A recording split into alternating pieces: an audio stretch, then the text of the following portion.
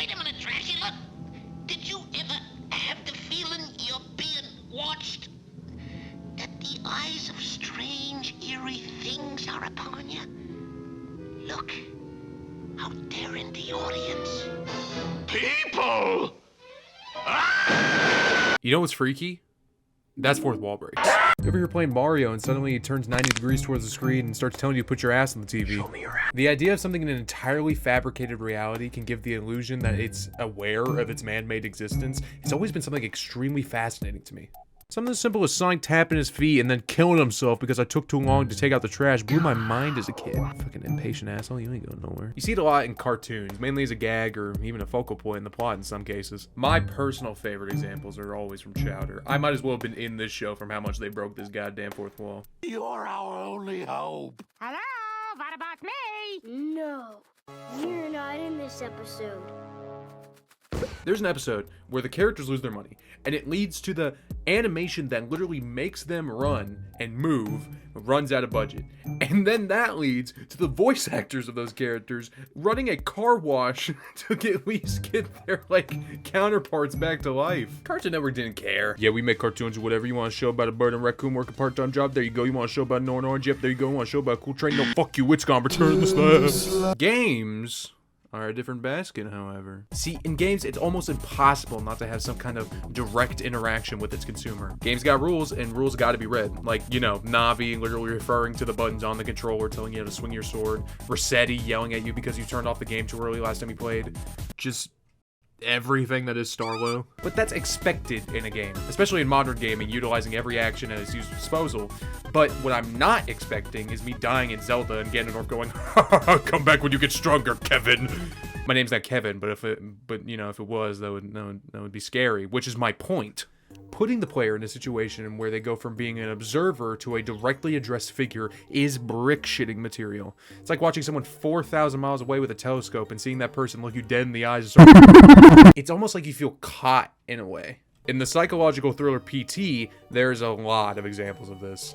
Things like utilizing the speakers of your controller to play breathing sounds so it sounds as if someone is actually in your room when you have headphones on. Displaying a fake game crash screen, a Hideo classic. To beat the final puzzle of this video game, you have to say the name Jareth into the PlayStation microphone. You literally have to talk to the ghost to leave. But, in my opinion, the scariest example happens in a more subtle way.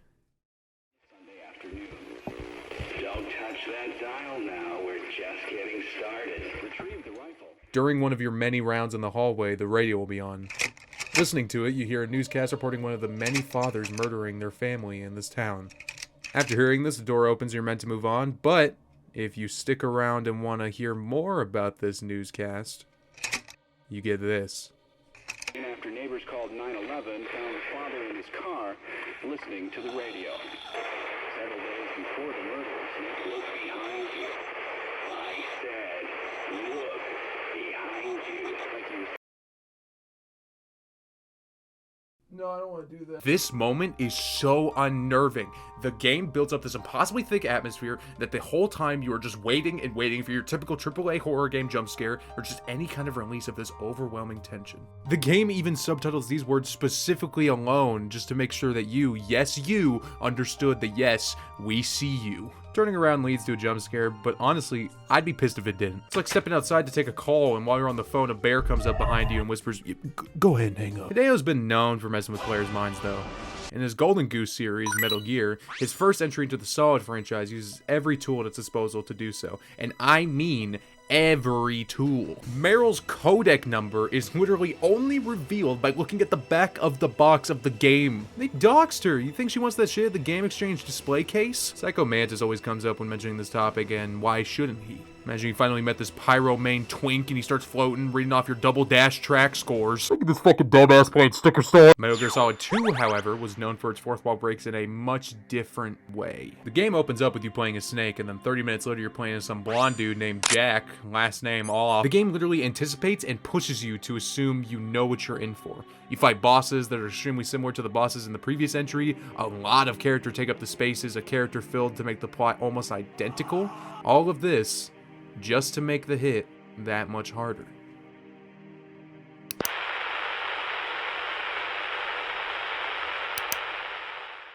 towards the latter half of the game, after a cutscene and everyone's favorite Metal Gear staple, awesome torture scene, you walk around naked and no way to defend yourself against the guards. As you make your way to Snake, the Colonel repeatedly calls Raiden, each call making less and less sense, talking about simulations, what he did earlier in the week, facing different directions, and even having Rosemary chime in as if to finish his sentence. Developers' names, odd orders like I need scissors, Jack, even displaying the skull inside the Colonel. Eventually you expect the randomness, the cryptic messages, but what I did not expect is this.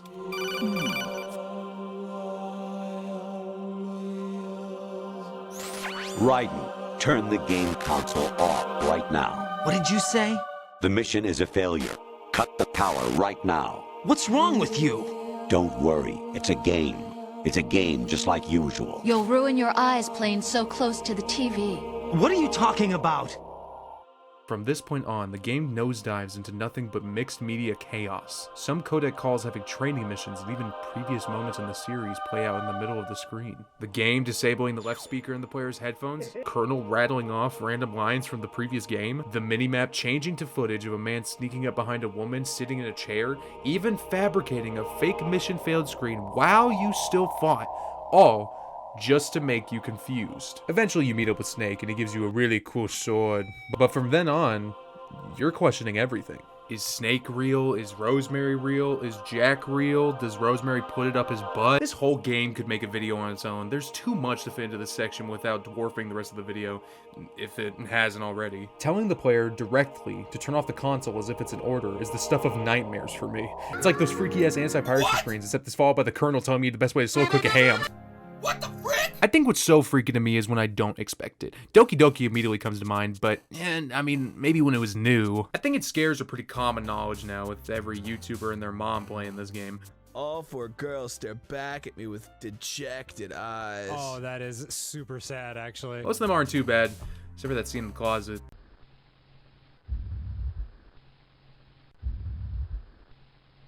I don't like it. Fourth wall breaks, I think, work best when it's thrown on top of a game instead of it being the center focus. Like, if I'm playing Undertale and Flowey calls out how many times I've reset or resetting after killing a monster, it's spooky, but I kind of expect it coming into it because of the grounds the game puts itself on. But if I'm playing Baldur's Gate 3 and Cartwright turns to the camera and asks if I'm enjoying the game, I don't like that. This scene is hidden within the game and is unclear if it was intended to be seen or just an Easter egg for people digging into the game's code. Regardless, nothing in Baldur's Gate would imply it's a game in any sense, so seeing your hot barbarian girlfriend turn and say, "Hey man, what you eating?" is nearly never a possibility you imagine. In Black and White 2, you play as God, controlling and building the world with a itty bitty little hand. The game's pretty lighthearted from what I hear. However, if you were playing this shit at night, in real life, there's an Easter egg that if it is one of the ones recorded, the game would whisper your name.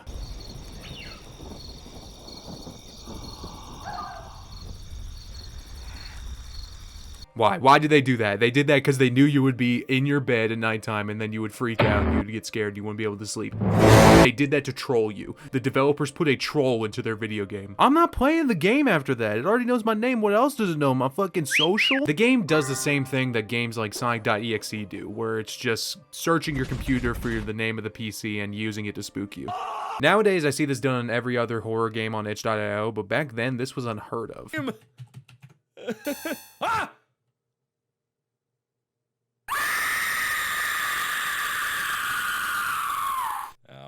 Now, the last game I want to talk about is one I played recently for the first time, Irisu Syndrome. A block puzzle game with cute anime girls on the cover and the horror tag, so you know it's good. This game was honestly way more enjoyable firsthand than on a screen, so I encourage you to play it on your own and come back, but if you want to keep watching then...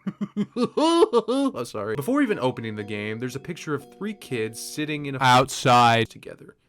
Boy, I sure do hope nothing happens. The game is pretty linear. You start the game, you knock the blocks and triangles into the matching color to score points, and when your meter at the bottom depletes, you lose. In the background, you see the bunny girl on the cover with an almost judgmental look that fades in when you lose. It's like, damn, dude. 300 points. After every level, you get notes and pictures walking you through the days these group of friends go on their trip. As the story goes, one of the boys ends up disappearing, with the other to soon follow after, leaving the girl on the last day all alone, sitting on the steps. After the 6th try, you see a TV reporting the murder of 3 children, leaving you to assume what happened to them and to question who this bunny girl even was. Returning to the games folder, you'll find notes directed to the missing boys, talking about some kind of plan, giving directions to seemingly get lost on purpose. And if we go back to the photo from earlier, yeah, things don't look too good. Now, if you're like me, that's the end of the game. However, if you happen to score over 2,000 points in any of the rounds, instead of seeing the TV, you'd get a scene of the girl finding the notes and the pictures of her friends, assumingly the same notes you read yourself. And as she reads off the final note, now directed to her, this happens. Hey, answer me. Where did they go, Kyoto? Say something, Kyoto. I knew it. You're always watching Satoru, aren't you? You're always going, whoa! Whoa! Look out! Uh-oh. Getting all excited over Satoru's drawings. Oh, no. How do I stop her? Damn. Where'd you take Satoru? And to go, oh. They're somewhere, right? Where are they?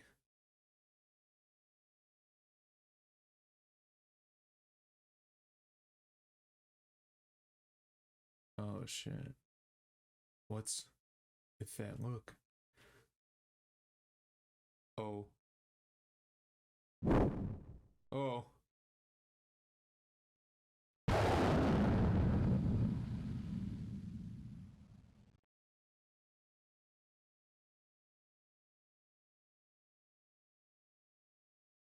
Huh. I really like this. Using the window of the game as a way to build suspense, literally involving the player in a cutscene, is really fun. All you can do is watch as she floats eerily closer and closer. After this, the game crashes, and to any of those brave enough to open the game again, you'll find everyone was okay, and it was all just a surprise birthday party. Everyone's fine, everyone's safe, look at them so happy.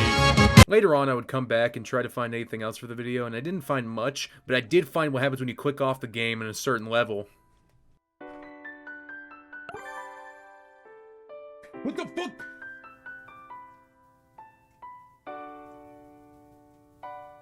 I'm not going. I got. Hold on.